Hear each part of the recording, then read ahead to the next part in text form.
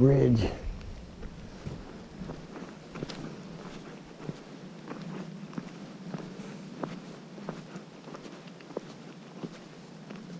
Yeah, they dig all that out. They really work this land.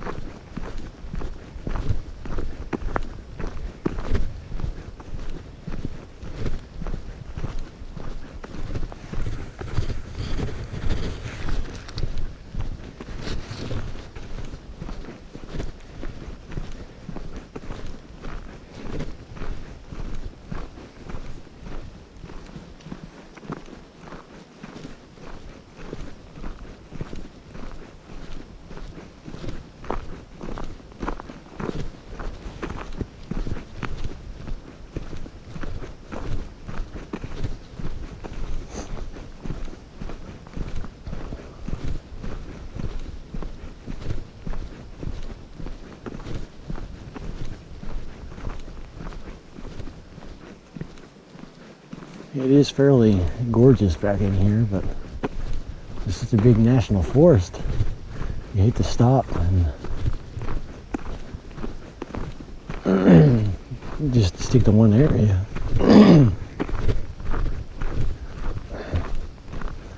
Like usually how it goes is, you know, back in the Comanches, first night, solid activity, right? You know, I might have seen one, you know, running away from me, that, you know, black thing. And then the knocks. Those were the best knocks I've ever heard recorded. Blessed with some really good recordings that night. So the Comanches, obviously, I was in a really good spot. Got lucky. Same thing up in the mountains, right?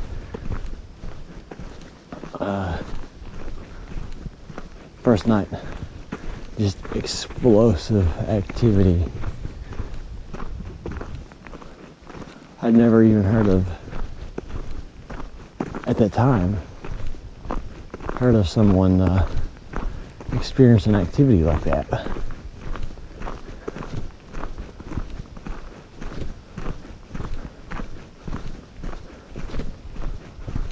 You know, stuff like them walking right up on you at night. And then the only reason that I was even awake for some of that was because of my friend in Oklahoma. She taught me about the imitations, that if they imitate animals, and she let me listen to recordings of that, specifically owls, and that's what I was hearing that night. I've said this over and over and over again. It's like a coyote can only has lungs about yay big and very small.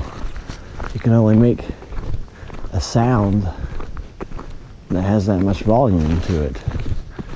You know, they can only make as much sound as what they can push out of their lungs. Well, if you hear a coyote it's pushing out as much sound as, you know, as though it had like a 8-gallon set of lungs or something, well, then you know that can't be a coyote. It's got to be something else. And that's generally, you know, about all the sounds that I've ever heard from them. That's what it is, or at least start out with imitations and things like that. which was very genius. It's a very genius thing. Like hunting season rolls over and they start imitating dogs, like hound dogs. No hunter is ever going to go near the sound of hound dogs. He's just not going to do it because you're afraid you're going to get shot. Things like that. So they'll do that, and how I caught on to it was that it would either be way too loud or it would be like mid-bark, even mid-howl. It would switch to like another sound, like an owl or something way off. Or you'd hear it come down towards you, like it would just come straight for you through the woods. And there'd be more than one, there'd be several of them. And it would just stop. And then all of a sudden you start having activity. And they start like walking around, you hear stuff on two legs walking, things like that, very big things. Or knocks, you'd hear knocks mixed in with it, with the howls. Very brilliant.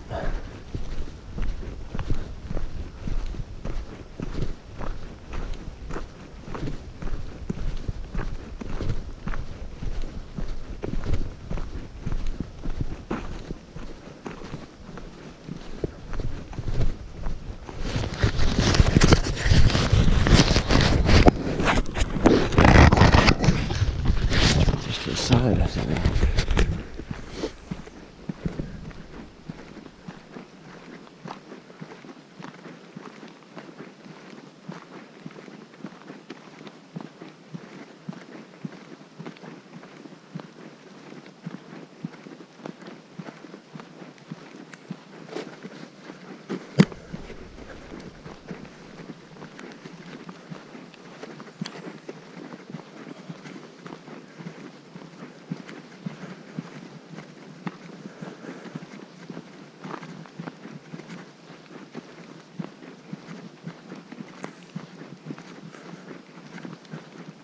It's about time for me to get an oil change.